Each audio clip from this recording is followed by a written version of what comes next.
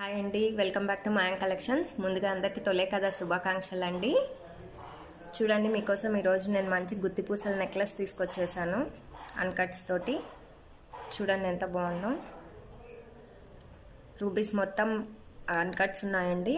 ఇక్కడ కూడా ఫ్లవర్ వచ్చేసి దాని కింద గుత్తి పూసలు ఇచ్చేసారు. చూడండి చూడండి లక్ష్మీదేవి పెండెంట్కి కూడా మొత్తం గ్లాస్ మోనాలిసా బీడ్స్ ఇచ్చేసి గుత్తి పూసలు ఇచ్చారండి.